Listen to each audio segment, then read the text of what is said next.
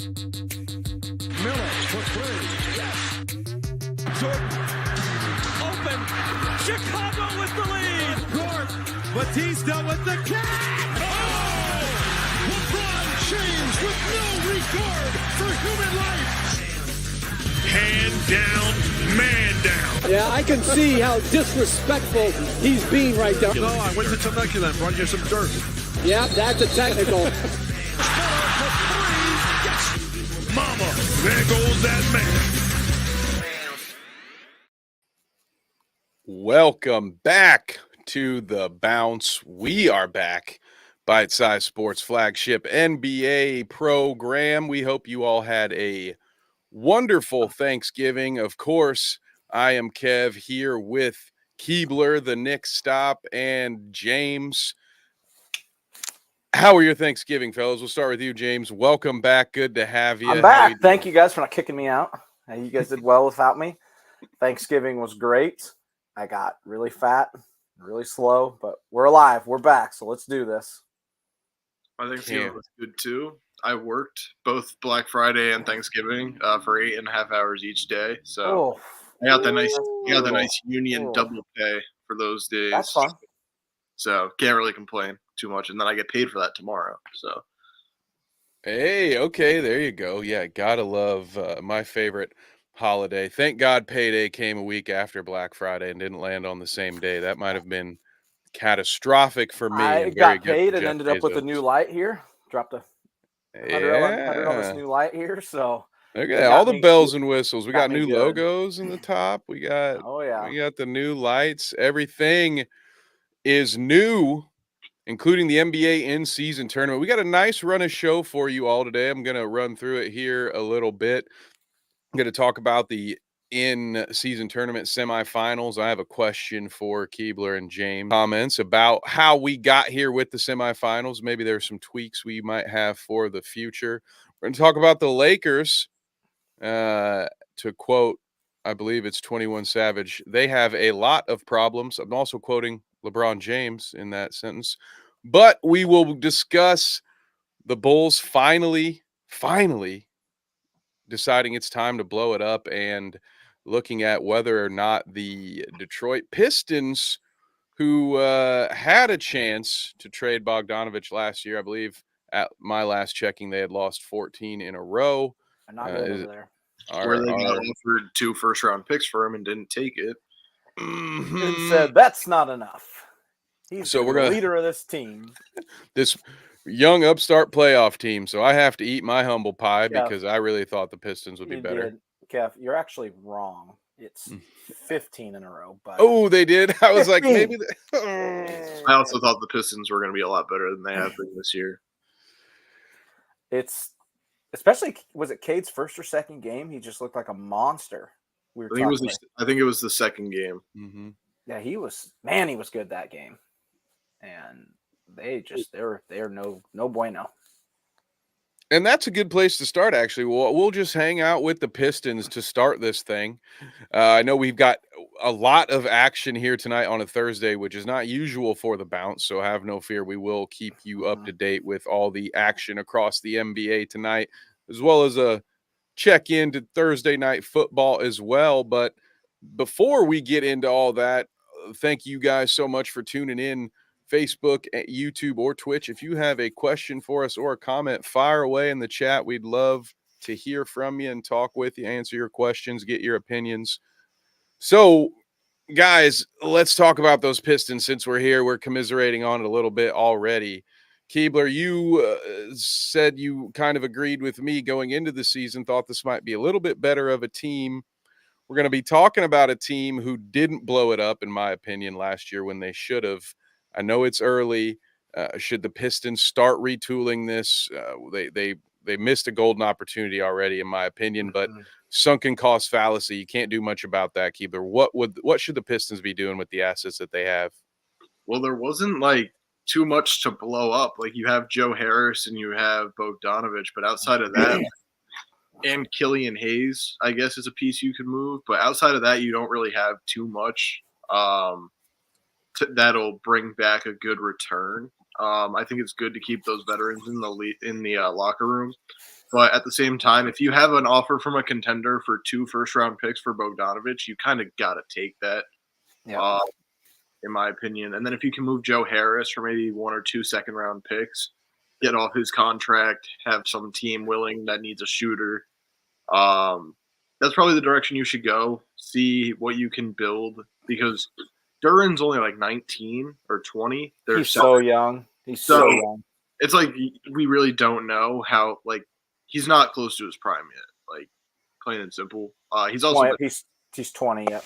Yeah, he's also been hurt this year, so it's like whatever. But you need to build something around speed. And I don't know about you guys, but I don't really know many notable draft-worthy names coming up in this year's draft. I don't yet. So it's like you should look to trade your assets to land like a good piece, like an OG Anunoby who's due for a contract extension, like a wing, like maybe a DeRozan if you can. Maybe I don't know if you'd want to play there though, but maybe something like that. But I think you definitely shouldn't be looking to draft this year. It should be more looking to trade your assets for pieces. And James, what do you think about that? You agree with Keebler there? I think he's on the right train. You can't. Some of these guys are so young. Cade, Jaden, Duran, they're all rookie contract guys. You know, so are Thompson. I didn't think they'd be as good as you guys thought, but I did think they'd be better. I thought they might be fun, almost maybe similar like the Thunder were last year, where you're like, they're not good, but they're kind of exciting and wild. And, you know, I think you got to try to offload the vets. The Bogdanovich not trading him was a huge screw up. That a big time offer. I don't remember who it was from either, but a good enough offer. Like, get out of it. You could trade Burks. He's 32, and then you could trade Joe Harris. You've got 3 guys you can get out of. But I mean, everybody else is young. You know, Bagley's a little older, but he's never lived up to it. He's shown flashes this year, though. Bagley. Yeah, he's got some decent stats. Killian Hayes hasn't lived up to his 7th pick either. That Bagley's averaging 10 and 5, which is still only 24. Like, some of these guys are so stupid young, you know. I feel like Bagley's been in the league for 27 years. When you get drafted over Luka, though, you're kind of expected to put up better numbers than 10 and 5. Yeah, 100%. And Hayes is actually one of the names I saw rumored to be on the trade block. I'm looking for that particular tweet. He has not lived up to the hype. Shooting 28.6% from 3. Woof. Yeah, I don't know how much back.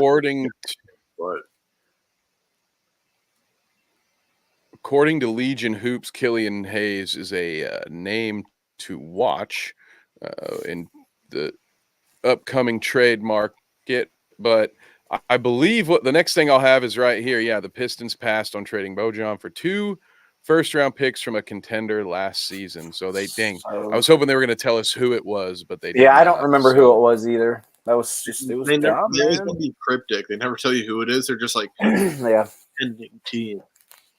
That's how they get that click. They want that click. Clickbait, baby. Yeah. We're not about that here, Kev. We're not about that clickbait here. Nah. Not a fan of it at all, which is why you guys should go read all the great work over at Last Word on Hoops, by the way, where we keep the clickbait to an absolute minimum. All right. But yeah, so I guess my thoughts on the Pistons, just to clarify, what I thought, you know, you talked about them maybe being the Thunder of last year. I thought they would at least be what the Pacers were last year, a team that ultimately didn't make the play-in, but was competitive in the game. They're a team that you knew would at least play hard for 3 quarters and would show steps, and you would see progress from these young players. So, but I think the keeping Bogdanovich to me illustrates that they thought their timeline was much shorter than that. I mean, it doesn't make sense to me to keep a player of his caliber at his age unless you expect your youth to develop very quickly and you're going to be in the playoffs. Otherwise, what are you doing here? I mean, this whole thing is to some extent asset management. You got to understand your own timeline and it just seems like a botch job, in my opinion, that they still have Bogdanovich now, and ultimately, I don't think they're going to get those 2 first rounders again. Not now. They're And not. even if the draft, which again I will say this year's draft is not last year's draft, by most accounts right now.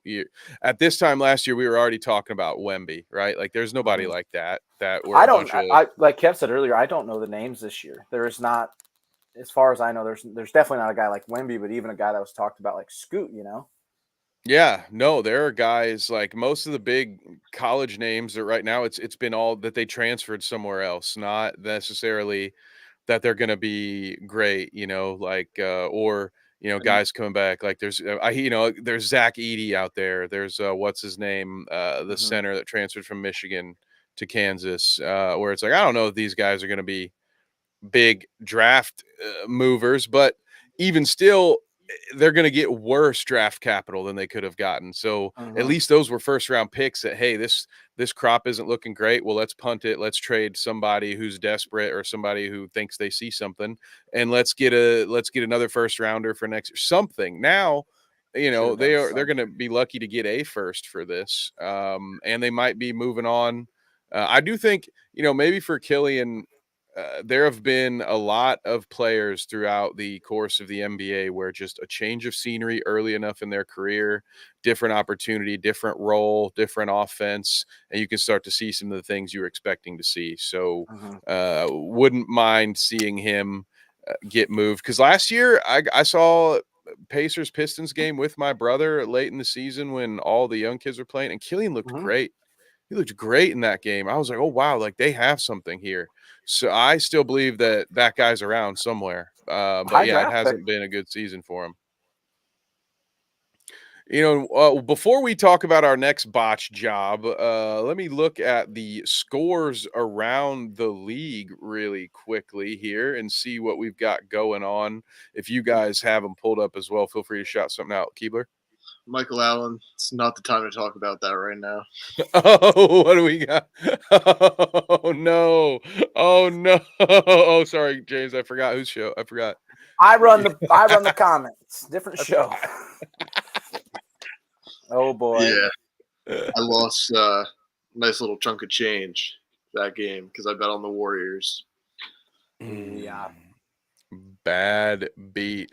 Michael says I've gone full circle. I'm more of a pseudo Bucks fan at this point. Yeah, he's back to the Bucks now. I mean, that would have to be tempting, right? If you have a second favorite team, like if you have a hometown team, but then you live somewhere long enough, you're like, this is my new team now. Sort of like the only equivalent he lives out there. It's acceptable. We'll give it to it's him. acceptable, right? The only equivalent that I have, like growing up as a young kid in the Chicago area, I was technically a Chicago Fire fan, but I didn't really watch much MLS. Then I come down here as an adult and MLS is awesome, but I'm a Crew fan now. So like I totally get that. Like you can it's kind of nice, especially when you live somewhere for a long time. You want to have a hometown team. So I'm with you, Michael. I'm not one of those that says you can only root for one team. I'm a selfish fan. I like to have a second team in the opposing conference, something like that. This is supposed to be fun, right? The rest of life sucks enough. Like we want to strap a bunch of extra rules to our fanhood. I can't stand those guys. If you're that guy, find me on Twitter at @KevNevick_ and fucking block me. All right. Cause I'm not here for it. What I am here for though, are these Thursday night updates. So my beloved Pacers are beating the evil Heat. James, what are you seeing? I forgot I had League Pass. I always forget that I got the free deal from FanDuel. And I tried to watch Pacers Heat, but it's in market, so I can't watch it. So what did I do? Turned on Keebler's Knicks. And what did I just see? Isolation RJ Barrett. Bad pass, but he got an offensive rebound and put it in. So Knicks up 3 here against the lowly Pistons. It's always something with RJ. He'll make a bad mistake and then he'll fix it and then he'll make another bad one. So it's like whatever. He's having a fine year, so can't complain. I'm seeing Pacers up 397 or close to the end of the third. Brooklyn up 3 on Charlotte in the fourth. Hawks Spurs tied at 81. Lakers losing to the Oklahoma City Thunder. Utah down 11 to Minnesota. What else? There's a lot of games now. This isn't normal for us. Big slate. Milwaukee up 2 on the road against Chicago in the third. Michael, I can't blame you. I have an East and West team too. My East is the Knicks, obviously, but my West is the Mavericks because my grandpa. So I'm with you there on having one for each conference. I'm with it. That gets my stamp of approval too. What'd you say, James? Anybody got any comments on Jason Kidd's rant the other night? I didn't see it. He went off on a guy because all he talked about was negativity last year, and he was trying to get some more negativity this year. And he essentially goes, "Why can't you fucking?" It's an exact quote. It's like, "Why can't you fucking write anything positive? You guys never write anything positive. All you want to do is talk negative." And he got pissed off. He said, "I'm done with this." And he walks out. He says, "Have a good night." Just walks off. I was actually like, I kind of don't disagree with him. He's not wrong, but the thing is, it is a business, and as humans, negative we've energy. Got the technology. Let's pull that up. Right, like that's. I'll go on my little spiel here about it. Like that's exactly why Twitter works the way that it does. There is a small part, small for some, larger for others. Small part of us that likes to get angry about shit. Otherwise, why would you doom scroll on Twitter anyway? Why, like there are people, and I get this a lot because I'm a smart ass, even in Twitter. So most of my tweet interactions are because I thought of a funny joke to respond to something or something I thought was funny, and someone else isn't going to think it's funny, and then they're going to get sour with me in a thread and go back and forth. So I get it, and I don't disagree. I think it's a challenge for a good beat writer to find positive things, especially when things aren't going well. It's easier to do the negative part, and I can understand his frustration. But what I can't quite understand or don't really let slide is that sort of an outburst. You're supposed to be a professional too. This person is doing their job. Suck it up, Buttercup. You're going to get you're the head coach. When things are going right, you're going to get those cupcake softball questions. When they're not going right, you're going to get the difficult ones. That's the job. It's what you signed up for. If that's not going to work for you, then, make sure you don't apply for any more of these positions. But also at the same time, everyone's human. So you give everybody at least one, I'd say, right? To one time to just blow a gasket. But, you're like, hey, maybe chill. And I don't know the history here. Go ahead, James. I'm going to play this if you're cool, I'm going to play this real quick. Yeah. Because you said you haven't seen it, right? No, I haven't. Yeah, let's get this live. Yeah, Michael agrees with us on the sports. I don't know media the thriving on negativity between the guys. So I don't know. Maybe this is Dallas's Greg Doyle. Like that. So here we go. I think maybe Tim, maybe it's the things that you guys thought should have happened day one, is that they should be successful right off the bat. And it takes time. Failing is all right. It's not a bad thing to fail for a pro athlete, because you can get better and learn from. And those two are the best in the world, and we feel very comfortable with those two having the ball. Sometimes it goes in, sometimes it doesn't, but we learn from it, and I think they've answered that question from day one. As you just mentioned, they're one of the best, if not the best, in clutch time. But that was a big thing you guys wanted to make a big deal about last year. But you're not making a big deal about it this year because shit's going good, right? That's where it gets good. So write some positive shit. I just asked you a question. And I'm giving you a fucking answer. You guys, there's all right to write positive stuff. People will read your positive shit. All right. And that's where negative, right? Like the world is already negative enough, right? Mm-hmm. So let's see some positive stuff. All right, Pop. Positive people that are doing their job on a nightly basis. Making it a lot easier to do that this year. Well, we're only into this year. We can't go back to last year, right? Like, that's the fucking problem. Have a good night. Yeah, that second comment. It sounds like there's some history there. Yeah, the reporter should have left well enough alone at that point when he's, "Oh, you're making it easier for me this year." It's like, "Oh, hey, dude, come on. You all right. Enjoy that press pass while you got it." But Sounds like there's I some bad blood there. Michael says he was cooking until the second shit. That's where I thought it got real. That was where I started laughing.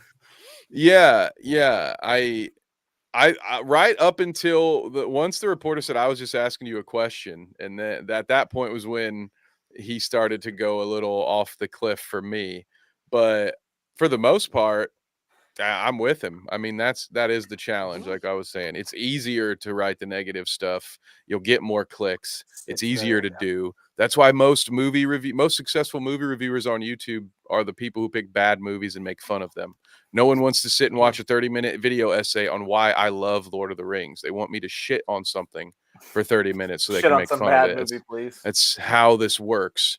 So it's just odd to me, if you want to be a professional, interact with professionals, and don't get so butthurt when they challenge you or critique you. We didn't get to talk about this last week, so I'm just going to bring it up now because this gave me big pop energy. If we didn't have this clip to play, but when Greg Popovich took the PA microphone and said, "Let's cut out with the booze.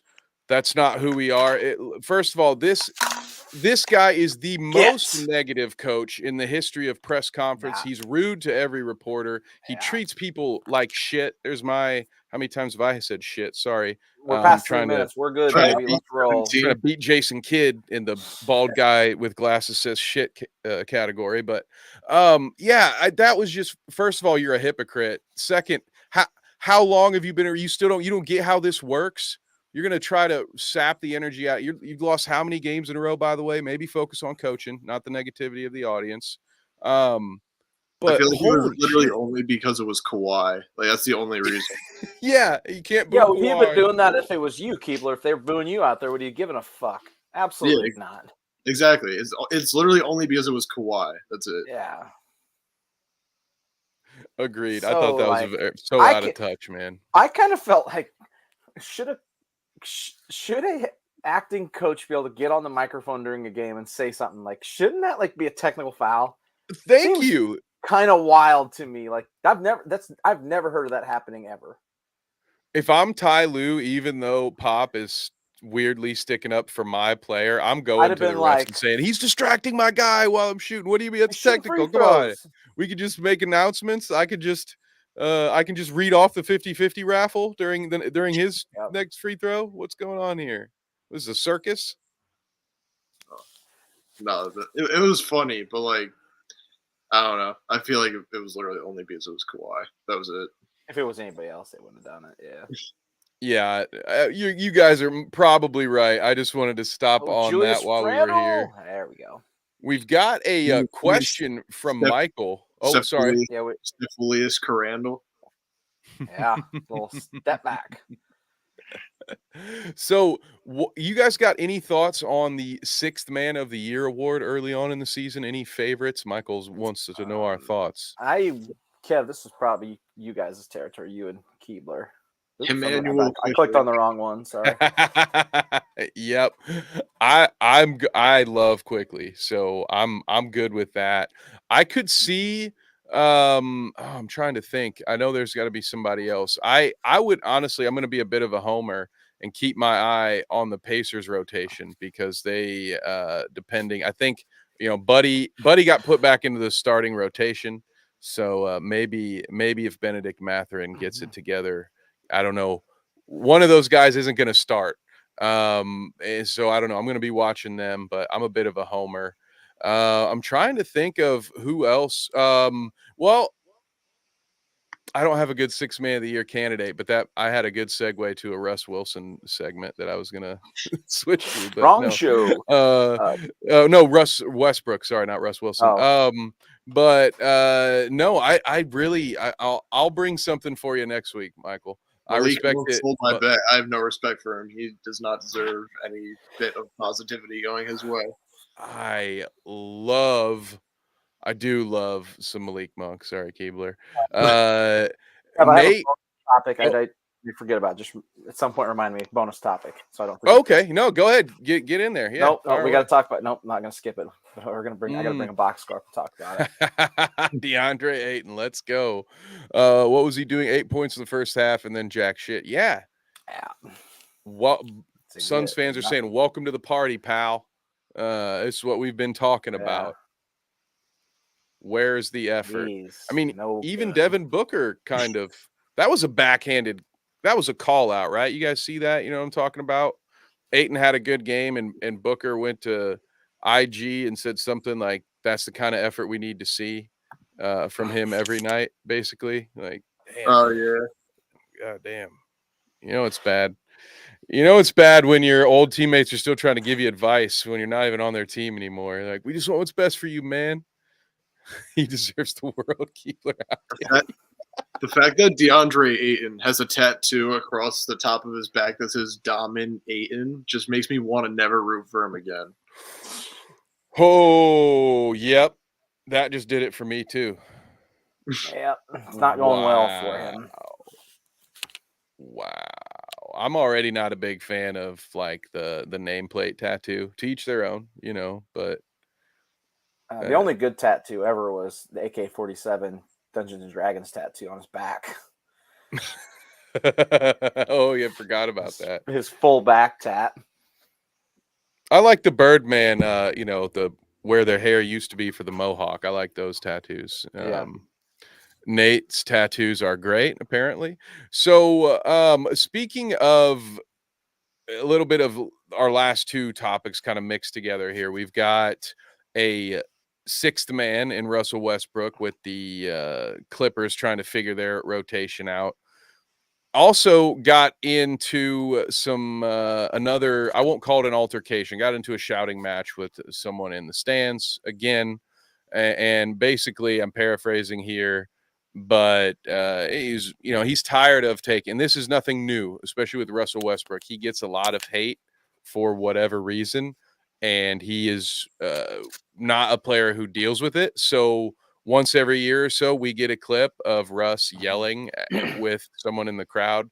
So I wanted to ask you guys what your thoughts are. Essentially, Russ's take was that people have gotten way too comfortable doing this and that there's no place for it. They shouldn't be doing it. And he is not going to let people get comfortable. So if they do it in his direction, he's going to stop. He's going to keep doing what he's doing, right? You know, kind of take it to their face. So, James, we'll start with you. What are your thoughts on just this whole interaction? I actually don't disagree with him. I think fans in this era of social media and wanting to get clout and do dumb shit have gotten really comfortable. And with the NBA, they're so close. They're not separated at all. They're literally on the court. I don't think there's any place for it. And we don't know what was said in that one specifically, but there's been some racial comments to him in the past and stuff. I 100% actually do not disagree with him one bit. Like, fans have gotten way too, like, there's a difference between me cheering against you and then me being derogatory towards you. It's an easy line. It's not hard, but it gets crossed all the time now. So I actually agree with him. Yeah, that is fair. Keebler, what are your thoughts on the situation? I agree with that too. He's just giving them the reaction that they're looking for, though. That's like Also correct.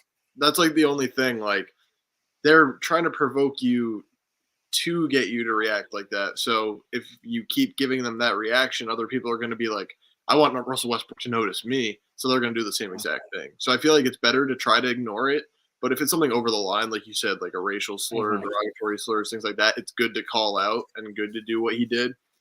But if it's just someone chirping, being like, you suck, like, I'm cool with that. You want to tell him he sucks, he's no good, whatever. Cool. That's perfectly part of the game. You step that line over, like, I'm out. But yeah, I agree with you, Keeper, 100%.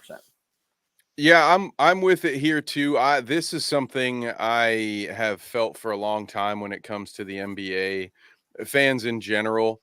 I think in football stadiums it's not as much of a problem because there's a little more space and there's all the sidelines. Nobody on the field can really hear it. But in the NBA, these folks are right on top of you, even in college.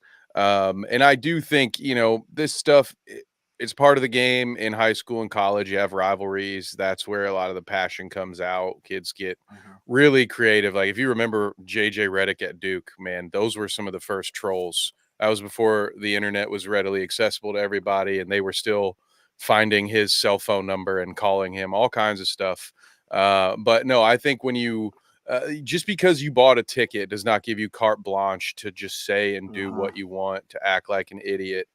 And I do agree, you don't feed the trolls, but I agree with Keebler's sentiment of there is a certain line where if that line gets crossed, as a player, I would stop the game, make it a point to have the ushers come and see if it's worth removing the player, because then at that point you can do something about that. Like I also agree, let the shit talkers chirp, but if someone's being a racist, if they're threatening violence, some kind of stuff like that, then you can get them banned from the arena, and then that's at least one less jackass that you have to deal with. But I get it, man. We all have tough lives. It's a struggle, and you want to have a little bit of power. You want to feel a little bit of control, and for whatever reason, you want to inflict some suffering on someone else. It's what you choose to do with your free time. But just buying that ticket doesn't give you a right to, dump your purse, as it were, out on an NBA player's court. So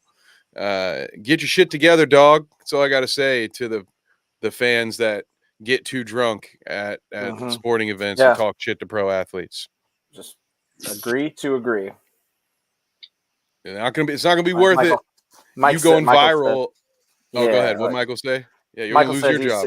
He's seen the Clippers twice against the Kings, and he sided with Russ both times. The guy who did it the first time was spit screaming at him, flipping off, and filming him. So exactly it was not okay. Yeah. Don't be a clown. Don't be a clown. Complete insanity. And that insanity reminds me of a situation leading up to these NBA in-season tournament semifinals. Did you guys see the Celtics that will be playing my beloved Pacers in the semifinals?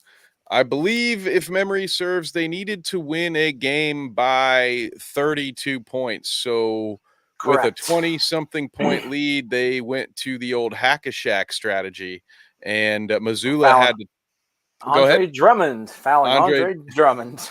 Yeah, and it might have been a brawl might have broken out if Missoula didn't go to coach and explain, no, hey, listen, I have to beat you by this many points. Billy Donovan's reaction is pretty good. He's like, oh, yeah. Oh, okay. When you say it that way. But also Jason Tatum had some thoughts on this, and he's not the only. Multiple players, and sorry, Tatum's the most recent one in mind. He's not the only one. Over the last couple of weeks, multiple players have complained about the way the tournament is set up because, and to paraphrase them, it's disrespectful. There's this unwritten rule. Now, we're blessed on the hard floor. We don't have nearly as many unwritten rules as baseball. Thank God for that every day.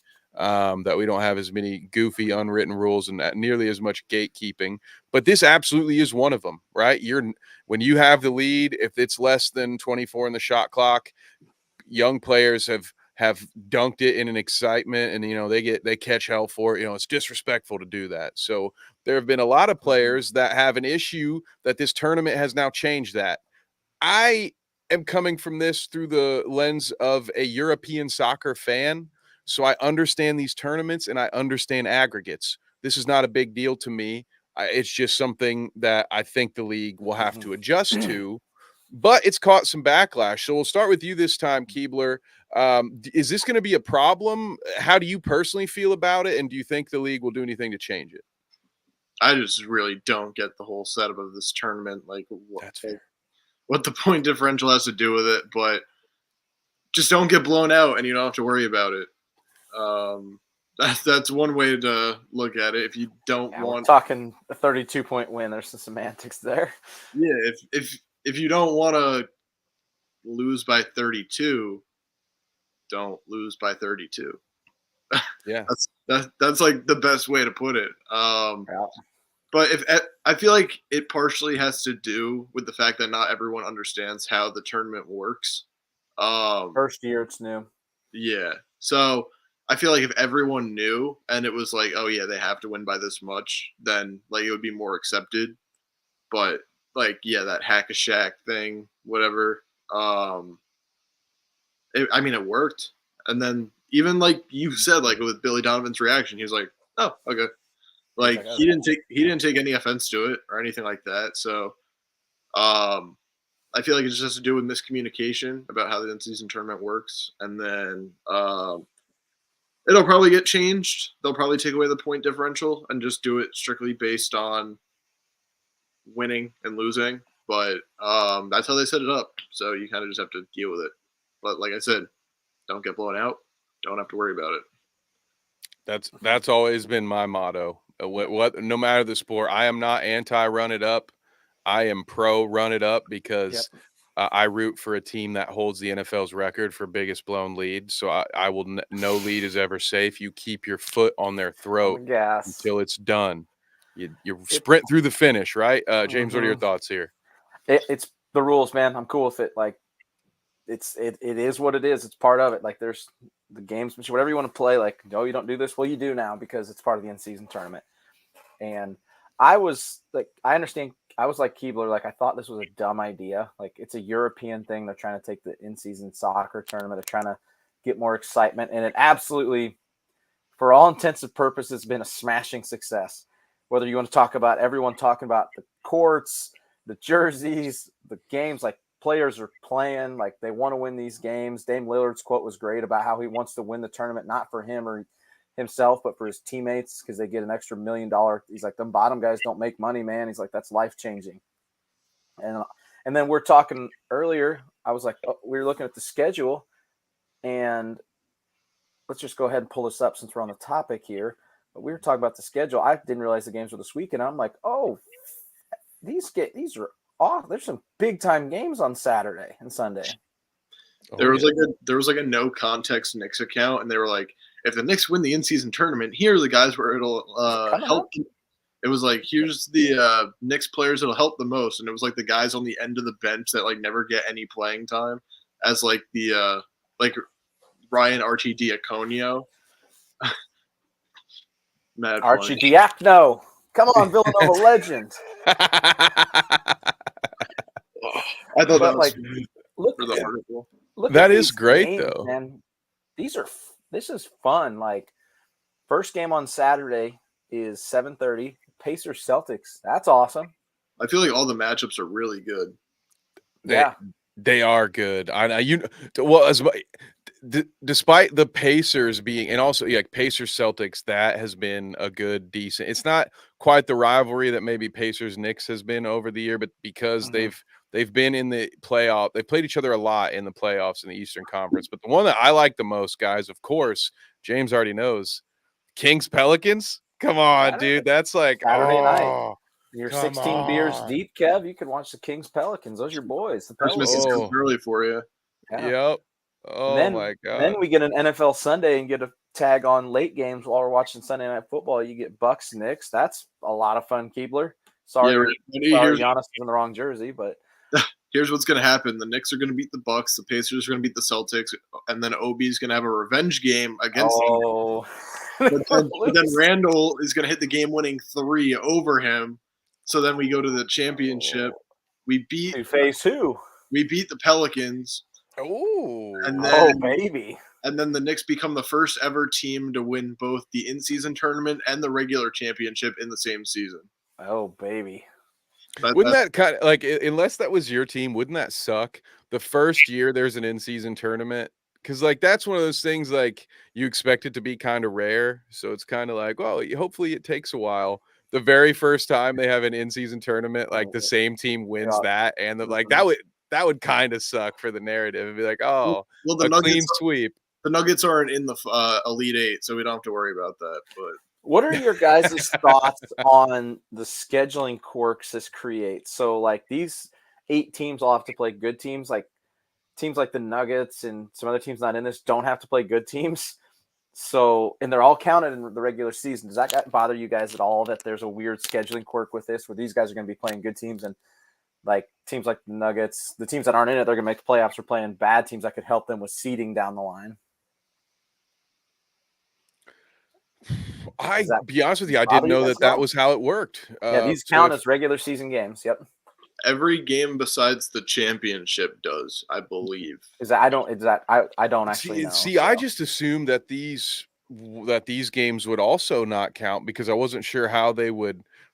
I mean, hey, that shout out to AI, because could you imagine how long a scheduling conflict like that would take back in the day when we would just have humans and spreadsheets doing that manually? Oh, as somebody that's What a done team camp before, headache. my God. Ugh.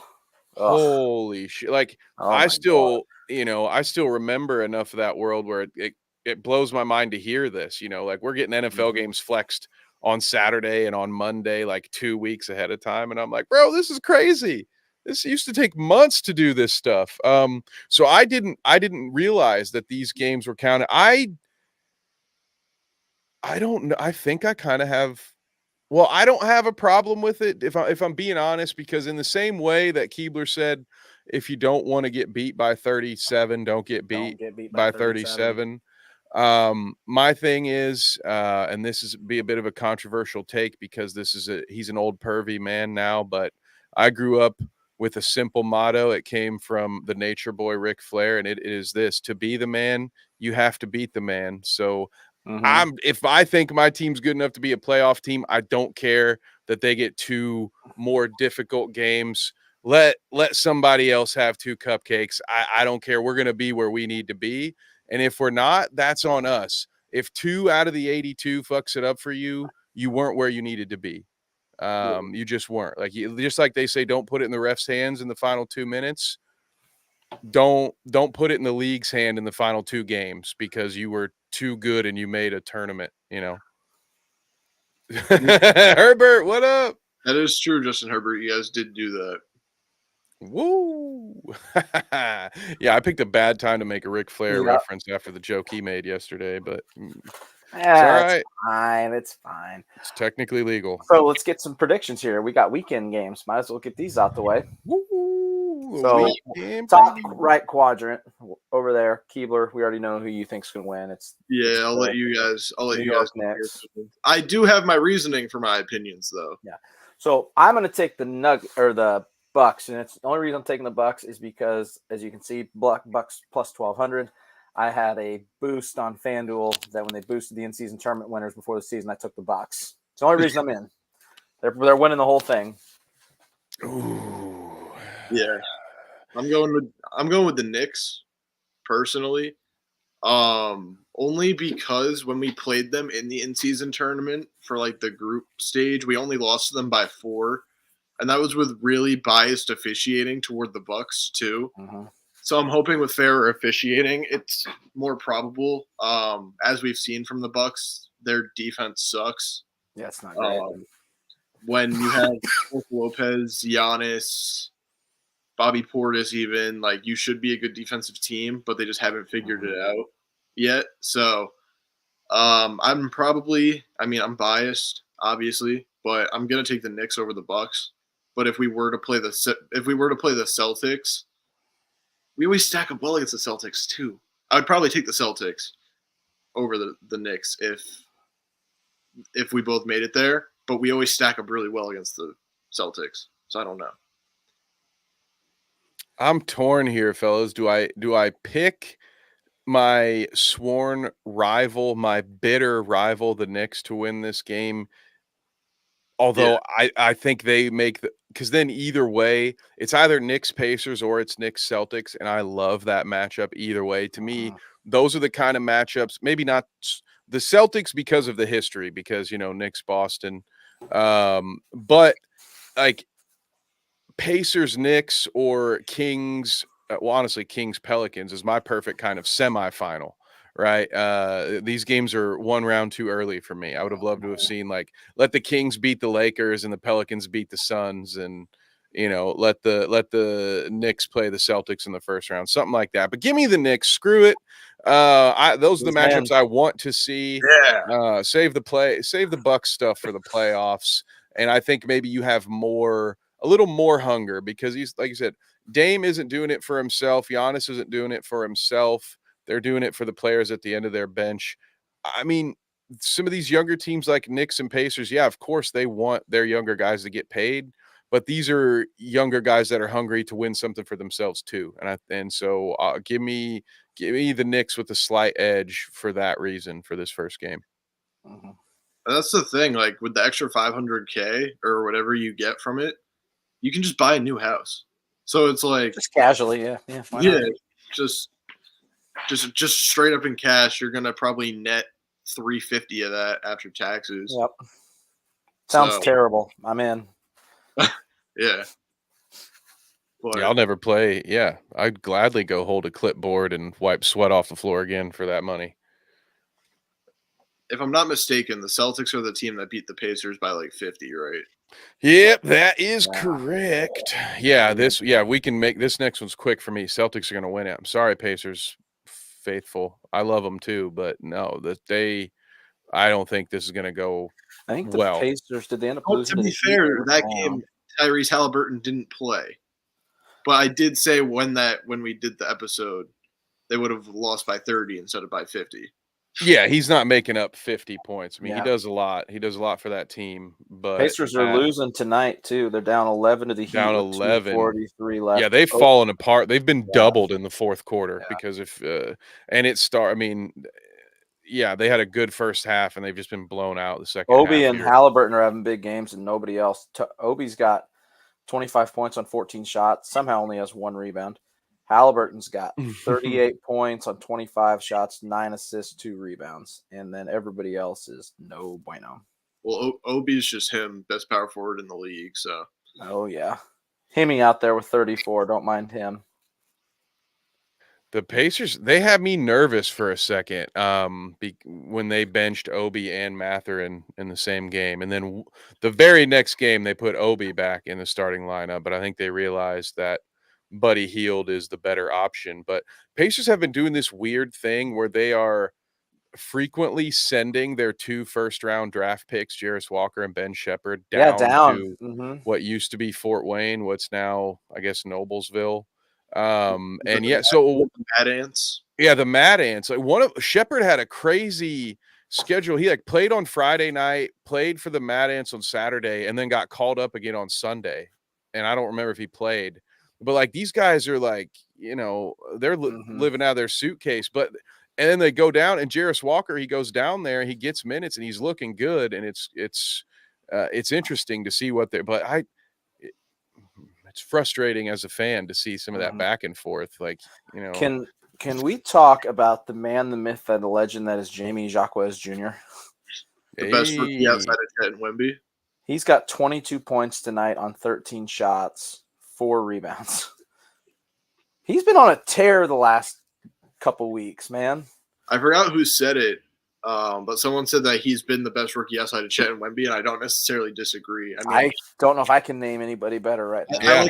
I like Sewer Thompson. I think that he's up there too defensively. Yep. I think that he makes an all-defensive team as a rookie, which would be crazy. Mm-hmm. But outside of that, yeah. Chet for rookie of the year, by the way. Wemby for defensive player of the year.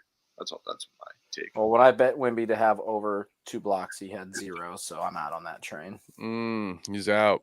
Yeah, I'm in agreement with that. I think Chet's the rookie of the year right now. But yeah, Jamie's been doing a great job. I mean, that's the reason he was on the thumbnail. Was I saw that that same or a similar tweet, and it's been true. And he was one of those guys. If you roll back the tape and go to our draft preview, he was one of those guys that I loved for a situation just like this. But he's definitely exceeding my expectations. I thought he'd be, like a Nick Batum-esque, just like a solid plug-and-play role player who could essentially play for any team because of his basketball IQ. And although he's not the most athletic guy on the court, he's got a great basketball IQ and takes care of the basketball, makes good decisions with the basketball. Those are the kind of guys that you usually find 7th or 8th in a rotation that can round out any team. He's doing much better than that. What is up? Only mistakes, shout out. The clout route. Love it. Eggs in the chat as always. We appreciate you. So we got to move to the other side. Lakers, Suns. Any takers? I'm all in on the Suns losing every game possible. I got to bet on their under for the wins on the year, so they can keep losing. Fully healthy, I'm taking the Suns. Are they fully healthy finally? I think Beal's still going to be out, but I'm still taking the Suns. The healthiest they can be. Yeah. What are the One Lakers man down. looking? Lakers aren't down lose 18 themselves. The Lakers are down right now. Oh yeah, the Thunder outscored them by 19 in the second quarter, and they haven't Yeah, looked they were back. up big. I was going to take the Thunder too. That's upsetting. Yeah, they're up 118-103. And when asked about how many Keebs. changes, Yeah, Brunson, 42, baby. 42, Yep, 6 and one. 8. there you go. Yeah. And we got, sorry to cut you off, and an efficient 29, 10, and 8 from Randall. Love to see that. I was actually really good, yeah. Well, hey, there we go. Okay. Shout out Yeah, RJ and- Barrett, inefficient 15 points on 12 shots, 1 of 6 from 3. Ooh. RJ, I know and hate. Keebs boy. Nice. Man, it's the enigma that is RJ Barrett. But yeah, back to the Lakers. As it pertains to this matchup with the Suns, LeBron has made news twice in the last week. Once, I believe he set the record for most minutes played all time, or I think it was already set, but he just hit a new record. And that's at this point, because he's got so many records. It's like, oh, here's this new milestone that no one else has ever done. It's like, yeah, we know, because he's already the record holder. But okay, cool stat, bro. Exactly. But and the other, he was asked after their recent, they get beat by 40 or something like that. They got beat down not too long ago, and they're 4-6 in away games, which another away game tonight. LeBron said they had a lot of changes they needed to make. So for those reasons right now, like Keebler said, with or without Bradley Beal, give me the Suns in this one. Also, speaking of Killian Hayes, he had 23, 3, and 4 on 10 of 13 shooting. There he is. There's that potential. He really wants to get traded. Yeah. Potential. I'm Suns too. I think we're all sweep city there. Kings Pelicans, boys. Michael's team versus Kev's team. This is the toughest one for me to pick, but I want them to do some sort of wrestling angle where the Lakers and the Suns get disqualified, and so the Kings and Pelicans just both advance to the semifinals. But this is real life, so that won't happen. Give me the Kings, man. I love both of these teams, but the Kings did not disappoint me last year, and they have not one but 2 of my favorite former Pacers on their team, in Duarte and Sabonis. So yeah, the Kings they have a place in my heart. Give me the Kings. I also think they're the slightly better team. The Kings disappointed me and lost me $200. Fuck them. Give me the Pelicans. Tell us how you really feel, Keebs. I'm gonna go with Kev. I'm going Kings here. We all know I'm not a believer in the Pelicans. I ain't no believer. I'm a firm Pelicans believer. I'm especially that game for sure. This one 100%. This one 1,000%. Give me the Pelicans. Trey Murphy coming back too. Give him that shooting back. Oh, that is right. He's coming back. Yeah. So please, it's a lock for Keebler. Please give me the Pelicans. Please give me the. Well, we want to stay in the West for the semis then, and see it's split. Well, we all have the Suns, but Suns or Kings or Pelicans is the picks here. I'll make it easy. I'll hop in, do mine quick. Give me the Kings. I think the Kings are gonna make it to the championship. Same, correct. It's the correct answer. So if we're going Pelicans and Suns for my prediction, I would probably lean with the Suns to make that championship. And then they would lose to the Knicks in the finals. Hey, I like it. Yeah. Okay. Yeah. But in the East, so this is a little harder to keep track of. I had Knicks, Celtics. Yeah. Give me the Knicks actually to beat the Celtics and move to the championship in the East. What about you, James? We already know how Keebler's picking this. Yeah, I was gonna say, well, I have Bucks, Kings, and I'm going Bucks. And then Keebs, you're gonna show us your hand. Nobody's known this whole time. All right, so I'm gonna go Knicks Celtics. I think the Knicks are gonna beat them by 3. Play the Suns. We just lost them by 3. Give me the Knicks. The Knicks win the in-season tournament by 4 points. Their first championship since '73, something Yep. like I that. like it. The I've 1900s, got 1800s. Knicks and Kings. Kev goes with the battle of the K's. Not on purpose, but give me the Kings. Kings are going to put a banner up, I think. They're going to light the beam in mid-season, boys. Give me the Kings. Sorry in advance. Sorry, Michael. I think I just cursed your team. Let's go. Now I know to put $1,000 on the Knicks. Yeah. Wonderful. Let's see. What do we might be a good time to check a Thursday update. We talked about some of the scores around the league. We haven't checked on the NFL yet. I'm looking through. We're nearing the end of the topics that I have. I got a couple more for you guys, but anything big that sticks out across the NBA or in the NFL Thursday night football game? Well, I don't have the NFL game on, but I assume Seahawks are up 21-20 at half. Oh, I was going to say I assume the Cowboys were smoking the Seahawks, but That's exactly the game that I needed. The Seahawks needed. Scored really quick before the half. So I have offensive players on both sides, so I was really hoping for this one to be a shootout. Metcalf. I do have him in a couple leagues and CD Lamb in a couple leagues. He's got 2 touchdowns and Lamb's got a touchdown, so you're sitting pretty. We're doing it, boys. We're doing it. I'll read the NBA scores really quickly. Pacers have cut the lead, although it's going to be too little too late. They're down 6 with 25 seconds left.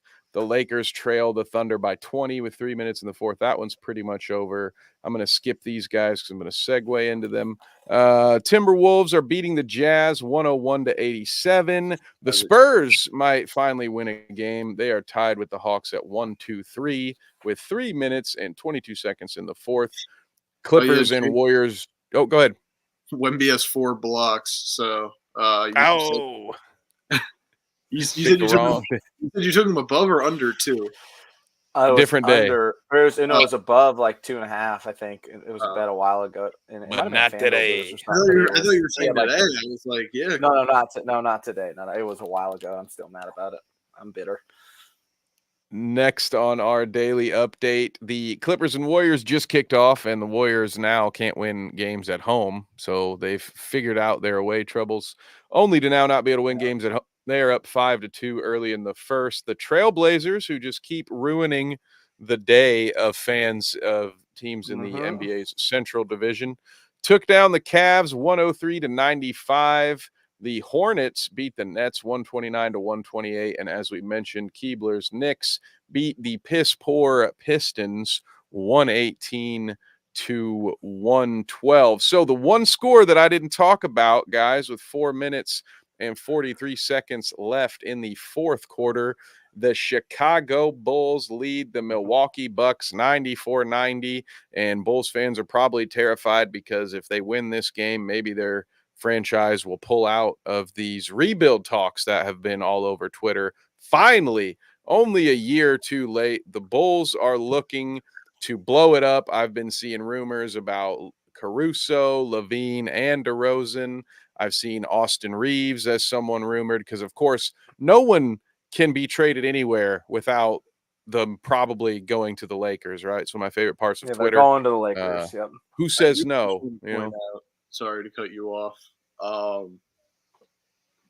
Levine and DeRozan are both not playing, and they're up by 6. Whoa. So maybe if they win, they'll be like, hey, we're good without them, and then just ship them off.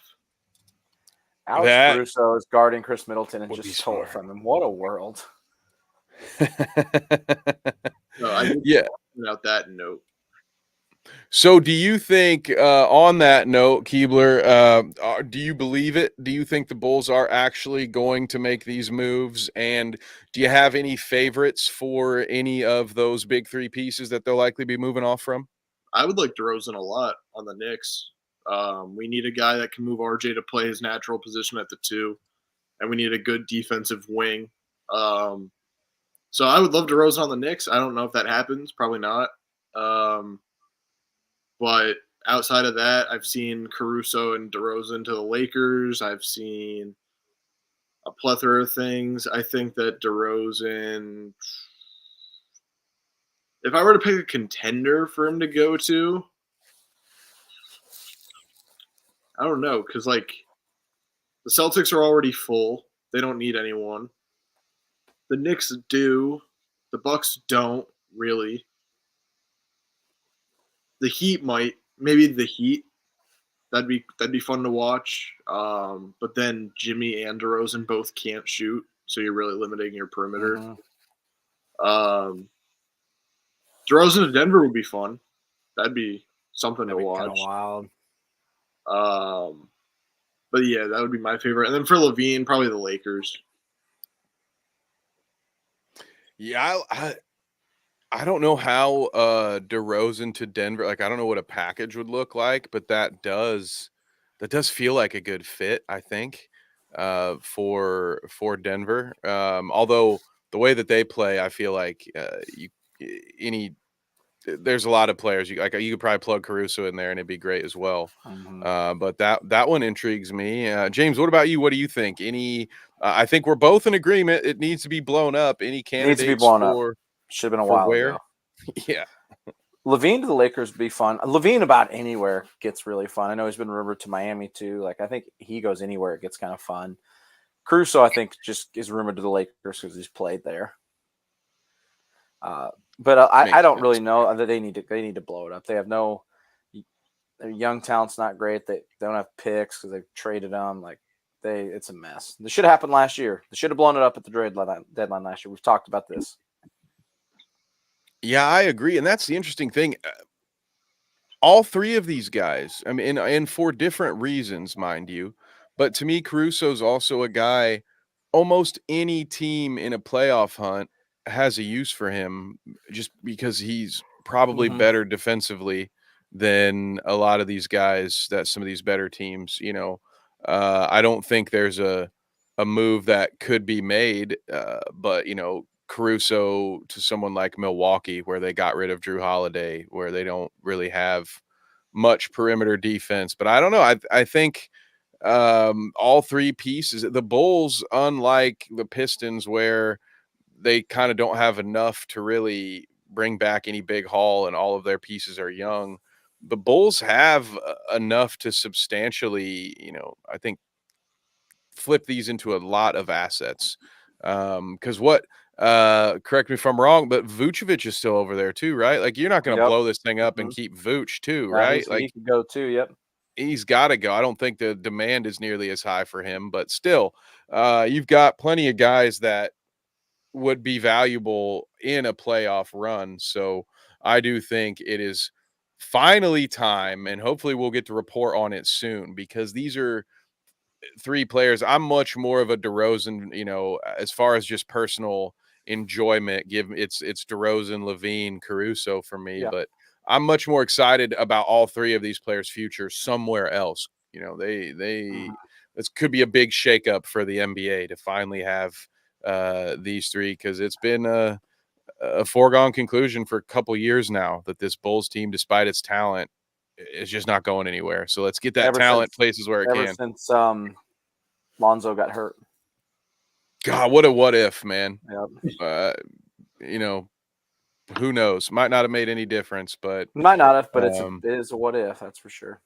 It was certainly all downhill from there. So the last big topic that I have, guys, before we just maybe take a quick look at the weekend, is Anthony Edwards. Now, forgive me, I don't know what the most recent update is. I just know that he took a very hard fall in a block charge scenario. There were some people calling for rules to be changed. I for one did not play tonight. He did not play tonight. The first reactions were very scary, and where people were talking about his hip just being obliterated. So I'm hoping that it's nothing crazy. But I wanted to talk to you guys, if you had any updates, if you knew anything about that situation, but also about that potential rule. So I, as a former certified official, mind you, not that I would ever want to dust the old whistle off, the block charge is, in my opinion, the most difficult call for an NBA or any basketball official at any level. And someone essentially was saying, once a player is up in the air, that at that point it should always be a block, that you shouldn't be able to, if they've started their gather from a few feet away, you shouldn't be able to step into that path and draw a charge when they're already in the air, and that it's such a dangerous play that it should almost be, some sort of a flagrant or technical on the defensive player who does something like that. Now we've seen this kind of reminds me of the contested three foul, how we've seen players careers or at least years taken off their career because someone puts their foot underneath and they come down off a jump shot and boom, there's your ACL. Do you think this is a similar situation that will garner a rule change, or is this just one really bad freak accident and people are overreacting? I'll start with you, Keebler. I didn't even see what happened personally. So I'm trying to find it and watch it right now. I want to. But I feel like it'll probably just end up being one of those freak accidents type of thing. But yeah, I didn't even see what happened. That's not what the hell? That's from last year. That's a stupid. What the? No worries. Well, hopefully James will be able to find that one for us. But here,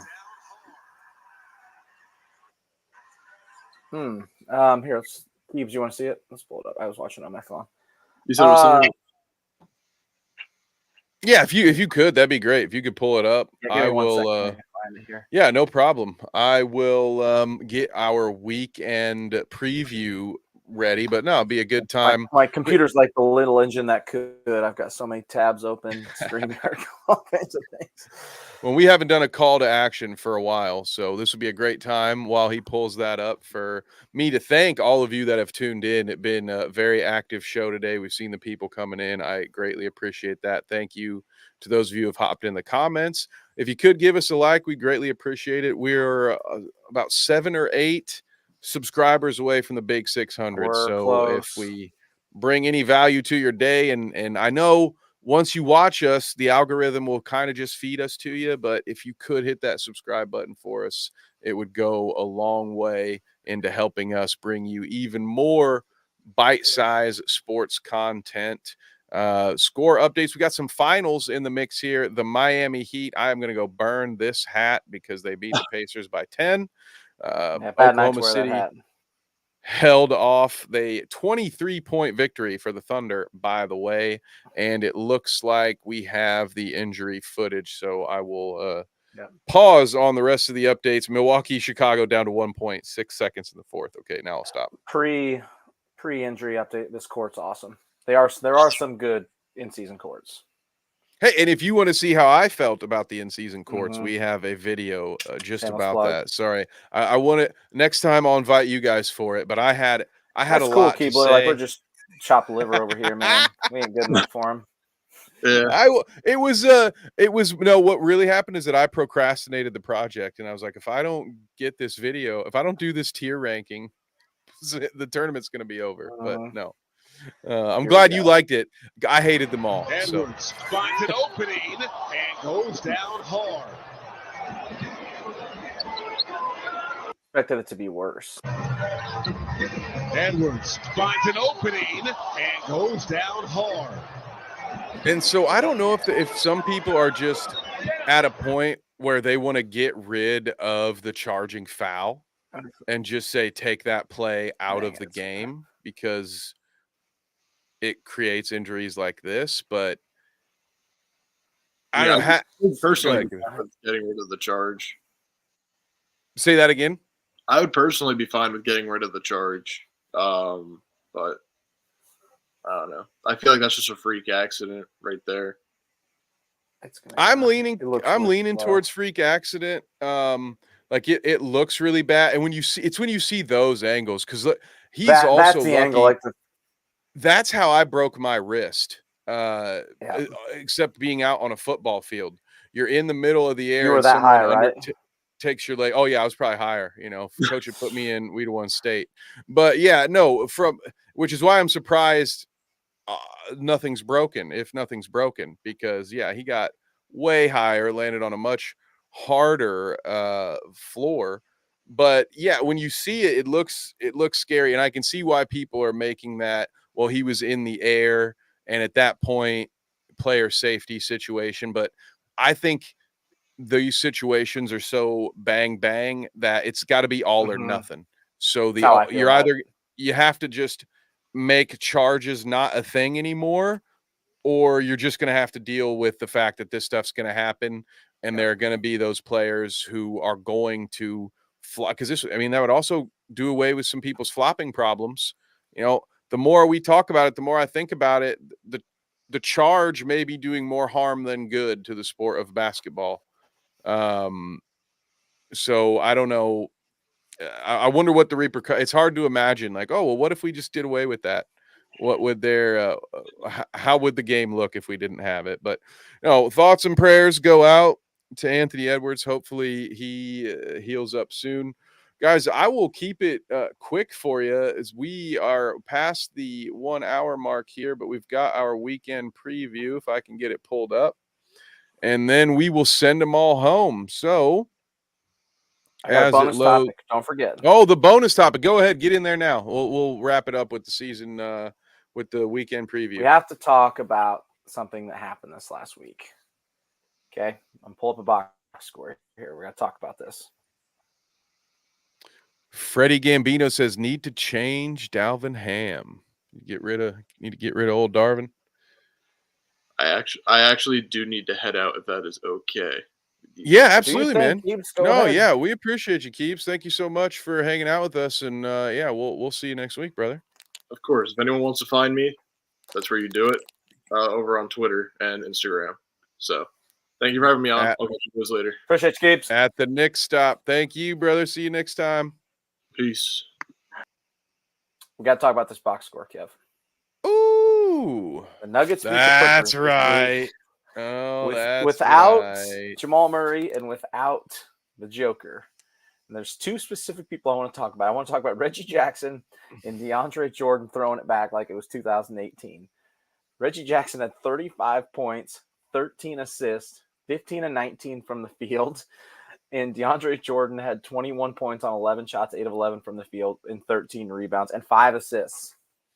Wow. This is the most ridiculous box score I think I've ever seen. This is a revenge game, James.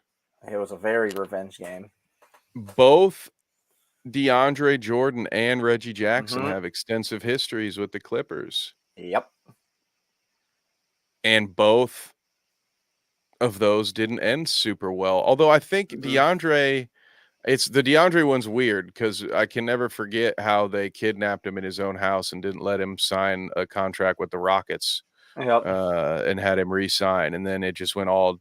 And then it seemed by the time then Lob City went downhill after that. Yeah. And by the time that contract they forced him to sign was up, they couldn't get rid of him quick enough, if my memory serves. So, wow, a blast from the past. This feels like correct. When you do this roster looks like something if you do a expansion team in NBA 2K24. This looks like the kind of roster you could draft after everyone's protected their players.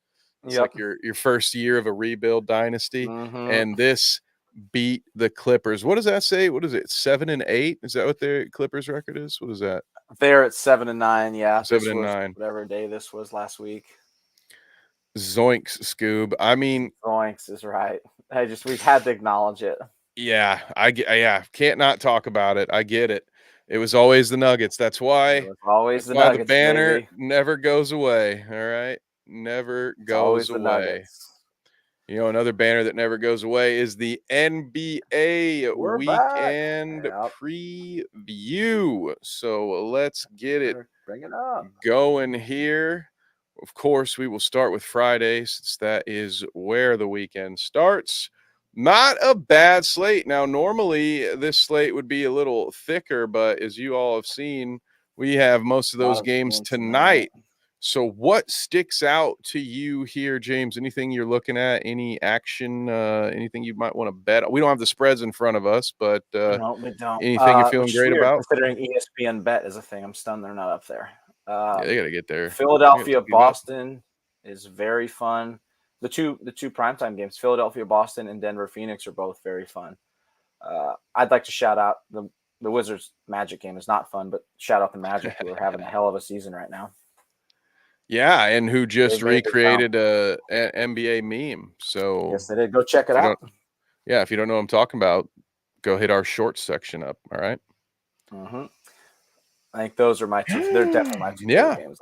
Those are the two best ones. New York and Toronto will be interesting to keep an eye on just because Toronto's another team that might be blowing it up essentially. A lot of Could be OG Anunoby, Pascal Siakam, all the same names we've been hearing for a year and a half might be on the move. So I other than that, I agree with you. I'm probably skipping those other games. So let's take it into Saturday, which is a big old thick slate here. We got to go all the way down here at 10:30. We've talked about, or no, the in-season tournament. That's next Monday. weekend.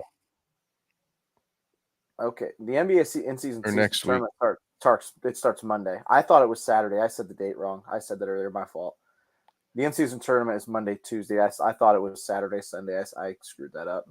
Oh, gotcha. Okay. Yeah, I knew it wasn't this weekend. I thought it was next weekend. So it's Monday, Tuesday. So I said that wrong. So, man, we are loaded on Saturday. Yeah, absolutely. Golden State, LA, the Clippers is fun. Orlando, Indiana, Brooklyn's Miami kind of fun. again. Indiana, Miami, not good for you. OKC, Dallas looks like a good game. Yep, that could be fun. Dallas, Denver, Sacramento. I like Denver, Sacramento. There's some games. There are some. Honestly, I like Houston, LA. Houston, LA is kind of fun. Houston's just kind of frisky enough, and LA is not good enough right now. Shout out to the casuals who finally figured out that Sengun is a beast down there in Houston. Rockets fans have been trying to tell you since last year. They've been trying to tell you, look, we got a good – I know this team won like 6 games this year, but I'm telling you, we got good players, man, and people weren't listening. They were right. Not listening. I stand for you, Rockets fans. I hear you. Oh, yeah. Y'all don't know about Sengun. And that's it because there are no games this Sunday. So there it is. That is NFL Sunday it is. The weekend preview brought to you, of course, by Bite Size Sports and The Dweeb. Go check it out if you want to hear a couple bald guys talk about nerdy stuff. Hang out with James and I on The Dweeb. So that's all I have on the agenda. So you already know what our final segment is, James. Do you have anything else before we get into that? Well, the Bucks and Bulls went to overtime. It's an overtime right now. Whoo, there we go. Yeah, the starless Bulls. Wow. Come on, Bucks. Shame on you. You can't have that happen. No, you need your rest. You can't have that happen. What a world. What a world. Nate what is our last yeah. topic? What you got for me, Kev? Oh, that's embarrassing for the Bucks, Nate says. No, our last topic, the last banner is always, where can we find you, James? So where can the folks at home find you? Oh, here's one. We got one last comment here. Oh, what's up? Hey, Clayton, Hot Take Sports. Shout out to Clayton. Subscribe to Hot Take Sports, guys. Clayton does the play-by-play with me over at Carnage Media, and he also talks MMA with us on Monday nights. Carnage Unleashed. Shout out, Clayton. Ooh, he's not pleased. Cavs need to fire JB. Lost in the game tonight. He's reached his old breaking point. Oh, it's not good. Darn. I am admittedly blind. Yeah, I don't know what happened in the game tonight. JB cost him the game. I will say they did lose. The loss to Portland. Yeah, that was a surprise. Although, like I said in the show earlier, I can't be casting stones because the Pacers just lost to the Blazers. So I thought looking at this box score while we were live, I just thought there must be something in the water with Portland right now. You know, young team, lots of good athletes. Those teams tend to be streaky. But no, it sounds like coaching was the problem. I love the hot take there. And you might be right. So I'll be looking into that. And when you're talking about Donovan Mitchell in the last year of his contract. Like, you got to keep him. Got to find any way you can to keep him.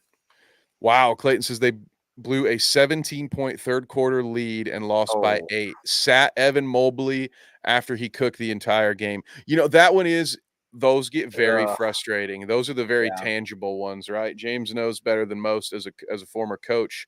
So bad. So bad.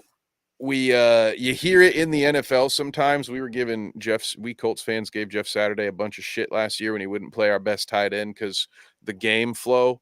But that is, sometimes I think coaches can be clever like a fox. They can outthink themselves and they start getting too matchup obsessed.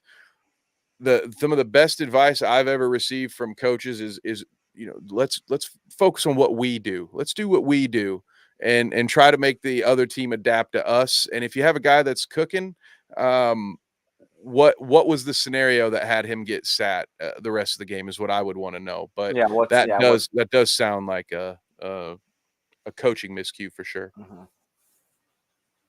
Not good. Not good.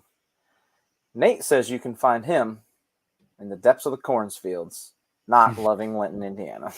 Wow, that's a shock to me because I've heard that you'll like it. They have 2 big old arching signs that they're so confident in how much you'll like it that they tell you right. You'll probably say, "Oh yeah," they'll tell you. I love the parks there. Though. Great place to shoot hoops, baby. Bulls up 1, 2 minutes left with the ball. Just got the ball back. Got to stop.